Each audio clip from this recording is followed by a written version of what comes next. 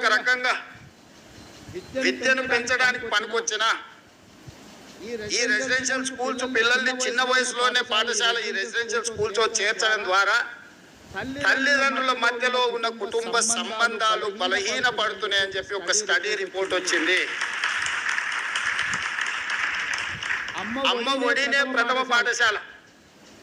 అమ్మ ఒడిలోనే చాలా నేర్చుకోవడానికి అవకాశం ఉంటుంది.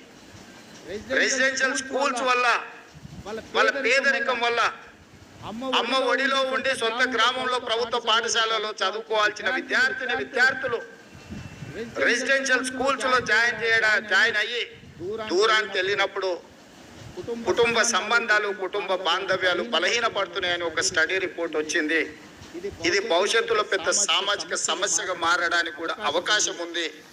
కాబట్టి ఇక్కడ ప్రభుత్వం ఖచ్చితంగా రెసిడెన్షియల్ స్కూల్స్ ఒక ప్రక్కన ప్రోత్సహిస్తూనే గ్రామాలలో ఉండే పాఠశాలల కాలం తర్వాత ఇది సామాజిక రుగ్మతగా సామాజిక సమస్యగా పరిణమిస్తుంది. కాబట్టి ఖచ్చితంగా గ్రామాలలో ఉండి తల్లిదండ్రుల దగ్గర పెరుగుతూ ప్రభుత్వ పాఠశాలలో చదువుకోవడానికి అవసరమైన వెసులుబాటు వసతులను కల్పించాల్సిన బాధ్యత ఏ ప్రభుత్వం వచ్చినా వాళ్ళ మీద ఉంటుంది.